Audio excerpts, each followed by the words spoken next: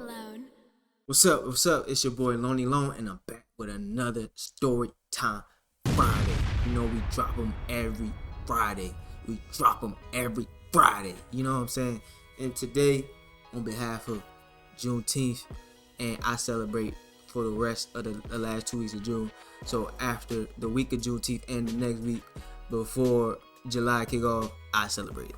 So on behalf of Juneteenth, we're going to talk about a story where I dealt with subtle racism in a Christian school. If anybody knows, if you're a black kid that went to private school, which predominant of my family was raised in private schools, because we thought higher education was worth it, which it was to a certain extent. It does have some of his grievances, some of its not so good moments, like the ignorance of some white kids that you'll get that aren't really privy to seeing a lot of black people, and on top of that, they aren't told social cues growing up on what not to say or what not to do, because it is offensive and it is prejudice, right? So today we're gonna talk about my first encounter in an all-white private school. So I was in third grade. I just left another private school, but the private school was owned by a black man. Shout out to Quality Time Learning Center. And it was predominantly black. So it was a private school, but it was low cost, not too many fees, you know what I'm saying? And on top of that, it was predominantly black and brown, so I mostly was used to seeing black people from PG, DC, Montgomery County, and brown people like Hispanic and Latino. So this was all new to me, being in a predominantly white school. But if you are black in America, you are not really, that doesn't really make you feel a type of way, because you're used to being a minority. Okay, white people are the ones that usually aren't used to being a minority, so they get awkward around anything to do with a culture that is outside of theirs, right? But for black people and brown people, we're used to being in these spaces because we are minorities in this country. Moving on. So I had my first day. I think it was the first or second day. I think it was definitely the first day. And I'm trying to fill everybody out, so I'm quiet, you know what I'm saying? And the whole day, and we get around to lunchtime. So lunchtime come around, and there was these kids there, two white kids. They seemed like best friends already. They must have been friends since like kindergarten or whatever. But they've been there before me. They've been in that school like 2 or 3 years before me. So they kind of had, everybody been acclimated with each other, and they sat at this one table. So, what do you do when you're a new kid in school? You try to get good with the popular kids in the school because they can brush you off and introduce you to everybody in the class, right? That's what I'm thinking. I'm like, this way I'll be going network, boom. So I go over there, sit at the table, you know what I'm saying? They knew who I was. The teacher introduced me in the third grade who I was that day. So they was interested to see how I was. So the most popular kid in the class, his family was from Texas. So just think how that goes. And the first thing out his mouth was, "Wow, great, we finally got a ghetto kid." Mind you, I don't know where or how he got to that conclusion. I did have an accent back then. I am from Prince George's County. A lot of my friends, like I said, was from Prince George's County, was from DC. And I went to church in DC, and a lot of my friends at church was from DC, inner city. So I did have an accent, you know what I'm saying? The accent isn't ghetto, you know what I'm saying? First of all, I hate that word. I will make another video about that, in the origins of ghetto and how that's not even supposed to be labeled to anybody outside of the Irish people. But anyway, that wasn't a word created for us, but it's been labeled as a derogatory term to label us a certain way or certain stereotype, because like I said, anything outside of white people's culture makes them uncomfortable, and they don't want to understand sometimes, or don't know how to understand because they're so distant to other cultures that they just label it as that. So he was one of those kids that were ignorant. The parents probably didn't give him privy to different cultures and how to embrace different cultures and what not to say. So he said that, and off the back, that didn't feel good. You feel me? Now I'm singled out, the only black kid at the table. Now I'm talking, and now I'm watching the way I talk. He points out my hair. He says, oh man, you got braids, man. Oh man, that's so ghetto. That's so cool, man. And I know he didn't mean no harm by it. He's a kid, right? But that doesn't take away the hurt from it. I mean, at that point, now I'm a target. Now I'm labeled as a ghetto kid from Prince George's County. Mind you, they didn't know anything about Prince George's County. They don't know anything about where I live or where I'm from. Even though it was, the area I was one of the impoverished areas in PG. They didn't know that. PG County is one of the most prominent black middle class, upper middle class, wealthy black counties in the nation, right?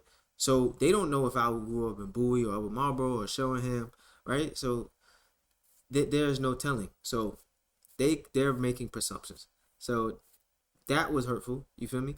So this leads to my second point of the story. That whole year, I was labeled as the ghetto kid. Okay? So now we get into labeling. So labeling is one of the things that kids deal with that actually teachers do on a lot of black kids, where they label them as either not competent enough, or they label them as ignorant, in a derogatory meaning. They label them as ghetto, or don't talk with proper English, talk with vernacular that makes them dumb down their intelligence. So all these labels we get with these words like ghetto and stuff like that, it demoralizes who we think we are, and we end up conforming to this ideology. So I'm bringing it back to this story. So throughout the whole year, now I'm morphing into something that I never thought about, right? I never thought about policing my actions, my mannerisms, my personality, right? That I have adapted to have. Not even my personality, I mean characteristics that I adapted to have being around my community, being around, my neighborhood, being around my friends and family. Now is being labeled as something that white people in this school don't deem as classy, deemed as something that is looked down upon or outcast in a way, right? So once you get outcasted, and there's no way to climb back in, because there's no way to really perfect or take away my accent at this point. There's no way of really trying to correct my hair. My hair was long. I loved my hair. I was never going to correct my hair. My mom got my hair done a lot too. But I'm not saying there's kids that don't do that. There's kids that change to conform to not be labeled like that. But at this point, I took the opposite way and started acting out of character, because now I'm acting ghetto but ignorant ghetto, right? When we say ignorant ghetto, I mean ratchet. Okay. So now I'm acting more exaggerated, because now, and it's not just this year. I was in this school for about 5 years. So throughout those 4 or 5 years, now I'm molding into this shape, this form that they already created for me, this stereotype. So now I'm feeding more into it, playing more into this character that I never really thought about, because I thought I was just being me. To them, it was a character. To me, it was just culture. To me, it was just normal, right? But I started paying attention to my neighborhood more. I started paying attention to people around me more. And the more I got labeled as ghetto, the more I got in trouble. And then the more I said, F it, I'm just going to be what they already think I am. That is the trickery. Because Just because you talk with vernacular, just because you come from a certain neighborhood, does not mean you are a criminal, or does not mean you have to be belligerent, ratchet, or just full on disruptive, right? But I started becoming that because of what they were already putting in my head of what they thought urbanism was in a black community. They had no idea. They never was near it. But what they see on TV, what they see in rap or whatever, they morphed it into this ideology and pushed it upon me. And now I feel like, well, damn, even if I try hard, they already do it. So I might as well conform to what they already think. Just being honest. And that leads me to another story that I encountered with another kid from Texas. Two kids from Texas, but just a different name, different family. Other kid, I was playing baseball. This kid was outwardly racist. At this point, I'm convinced that he was taught this at home because, unlike the first kid, he knew what to say, and we were in middle school at this time, so he was a little bit more. The first one was third grade elementary school. You're really not aware of what you're saying. That kid actually got better. But the second kid from Texas, he knew how to tick me off. He knew what to say that would trigger me. So he was more methodical about his bigotry and his prejudice tones and choices of words. So that's when I realized, okay, he's racist. The other kid was just ignorant to culture outside of his. So he probably saw stuff and reiterated it and didn't know it was hurtful. And I'm pretty sure if I brought it up in a way, he probably would have apologized, right? If it was explained, if somebody was able to explain to him that was hurtful. This kid was out there. So one day we was getting dressed, and nobody really liked him anyway. I mean, he was an a-hole to everybody and anybody. It didn't matter if you black or white. But to me, his go-tos was, "You're so ghetto. You're so loud. You'll never amount to anything. You're just so ignorant," right? The derogatory ignorant, right? Not the good one. Or not the good one, but you know what I mean. Not the Webster Dictionary version. He meant the one that tries to degrade who you are, right? And I never hit him, touched him. I would have to like Joan back. I would Joan on him. You know what I'm saying? Like big head, big beard. Big chin, mega chin. You know what I'm saying? He had a huge head, balloon head. You know what I'm saying? Balloon head ass. You know what I'm saying? He really had an inflatable head, for real. Bigger than his body. 5 times bigger. So I would just Joan back, you know what I'm saying? But no matter what anybody says, if you black, white people, when they are racist, when they try to Joan, they just get outwardly racist and disrespectful. They don't know how to just Joan with features or like Joan about just stuff that you do that's silly. They just go to straight racism. So that's all he had. So we was in the locker room for baseball one time. He already fought one of the other white dudes that was our friend. That was my friend at the time. He already fought him because he just kept laughing and saying outright disrespectful stuff about him. And he pieced him up. Boop, boop. Talking about they was tussling on the ground, everything, right? Yeah. Y'all, they fight in private school, parents. But yeah, so then I was laughing. He was like, "What are you laughing about? You're so ignorant, you don't understand." That was the last racist joke I could take. Because they already got beat up. Man, I picked this little boy up because I was like 5'7". I was pretty big in middle school. I stopped in high school. But I was a lot taller than a lot of people in middle school, bro. He was like 5'4". I picked that little boy. I said, put him on the wall. And boom, boom, boom.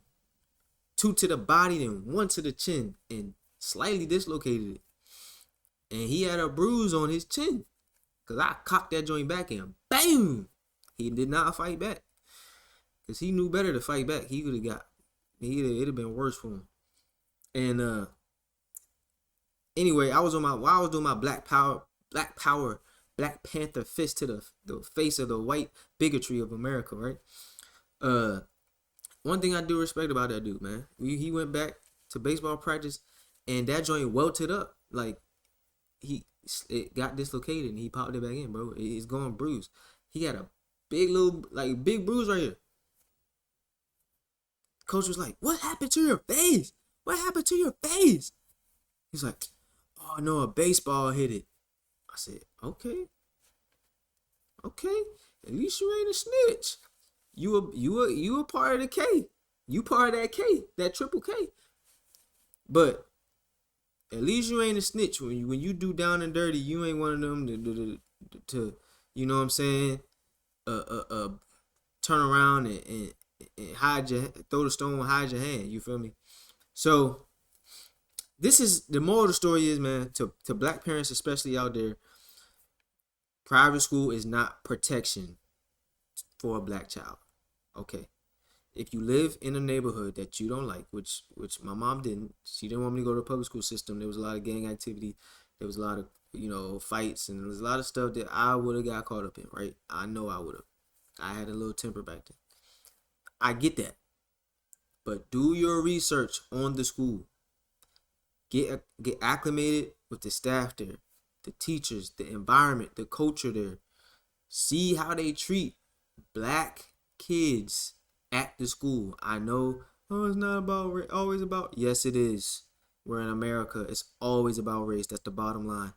Make sure you keep tabs on what they say. Ask questions about the culture there, about certain activities they do to be inclusive to everybody, right? See what they say, because that stuff leaves impressions. And even though I have that civil rights spirit in me, so it helped me out throughout be dealing with that bigotry in private school, and I had that fighter spirit. Some kids don't.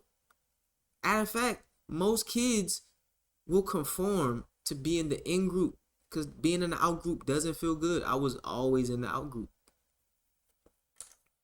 Wait.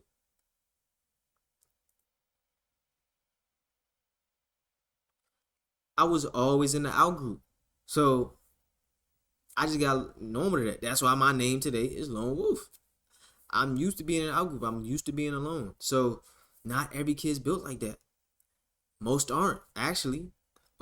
So keep when you're looking for private schools for higher education, that is great. I know you want the best for your kid, but the most important thing is that you keep them secure in who they are and what is looked out and perceived on the outside. Do not let these people in these schools beat them down for who they are and how they talk, where they come from. This will kill their spirit. And I know you've seen, do your research online. Google is a big thing now. Do your research online and see for yourself kids that put videos on TikTok and YouTube and story times, just like how I'm doing right now, about what trauma, racial trauma, going to private school did on these black kids. It's a real thing. So be very careful, be very mindful that just because you're getting them out of a bad area and putting them in a nice environment on the outside looking in, right, doesn't mean that it's always nice. Them private school kids get it in too. Them private school kids is actually very defiant and very confrontational. When I say confrontational, not the right confrontational. Like, they start stuff. You feel me? So keep that in mind, man. That's my story time for this Friday. It's your boy Lonely Lone. Make sure y'all turn on that bell notification, like, comment, and share this video. Subscribe to the channel so you know the next time I drop, I'll be back again, because I love seeing y'all face, and I know y'all love seeing mine. Be kind to yourself, love yourself, and I'll see you on the next one. Peace.